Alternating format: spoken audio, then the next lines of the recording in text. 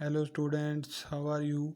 I hope you are all okay. Today we are going to teach about the chapter first of class 8th Hindi medium फसल उत्पादन एवं प्रबंधन। ठीक है बेटा, इसमें हमें सबसे पहले जानना है कि फसल उत्पादन का प्रयोग हम किस प्रकार करते हैं, कैसे करते हैं, उसके प्रबंधन क्या क्या है। इस चैप्टर में हमें ये पढ़ना है। तो सबसे पहले क्या आता है बेटा, भोजन। विभिन्न पदार्थों का संयोग जो हमारे शरीर की ऊर्जा की आवश्यकता की पूर्ति करे। ठीक है, विभिन्न पदार्थों का संयोग, विभिन्न प्रकार के पदार्थ मिलकर, ठीक है, जो हमारे शरीर की जो ऊर्जा है उसकी आवश्यकता को पूरी कर दे। ठीक है बेटा, और जिससे शरीर में वृद्धि हो, विभिन्न बीमारियों से लड़ने की क्षमता प्रोवाइड करे और मजबूती प्रोवाइड करे या प्रदान करे। ठीक है, उसे हम भोजन कहते हैं। ठीक है बेटा, उसके बाद आता है बेटा फसल।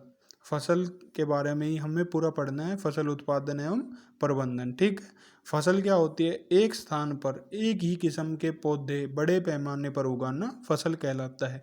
क्या है बेटा, एक ही स्थान पर किसी पर्टिकुलर एरिया पर जब एक ही किस्म के पौधे हम बहुत सारे मेजरमेंट में या पैमाने में लगाते हैं उसे फसल कहते हैं। ठीक है, मौसम के आधार पर फसलों के प्रकार बताए गए हैं। कितने प्रकार के होते हैं बेटा, 2 प्रकार के होते हैं, खरीफ फसल और रबी फसल।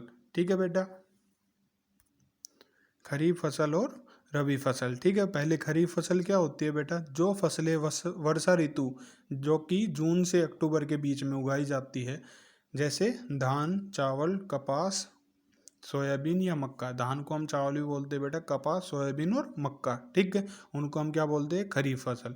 यहीं पे रबी फसल आ जाती है, अक्टूबर से मार्च तक या फिर शीत ऋतु या सर्दी में उगाए जाने फसलें, जिनको हम रबी फसल बोलते हैं। ठीक है, जैसे कि गेहूं, सरसों, चना, मटर इत्यादि। ठीक है बेटा, उसके बाद आता है कृषि पद्धतियाँ। पद्धतियाँ मतलब कि विभिन्न प्रकार जो भी क्रियाकलाप जो किसी फसल को उगाने तथा उसका समुचित देखभाल एवं प्रबंधन के लिए यूज किए जाते हैं। ठीक है, मतलब कि ऐसे क्रियाकलाप, ऐसी क्रिया जो फसल को उगाने में या उसकी देखभाल में या प्रबंधन में काम में लिए जाएं, उनको हम कृषि पद्धतियाँ बोलते हैं। ठीक है, उसके बाद विभिन्न प्रकार की कृषि पद्धतियाँ आती हैं। कितने प्रकार की कृषि पद्धतियाँ होती हैं, ऐसे ही उसमें काफ़ी चीज़ें होती है बेटा, पढ़ते हैं हम।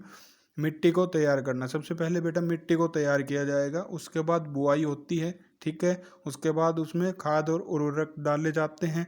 4 नंबर पे सिंचाई की जाएगी, जो कि खरपतवार या हानिकारक जंतु है उससे फसल की सुरक्षा की जाएगी, तभी तो फसल बचेगी हमारी।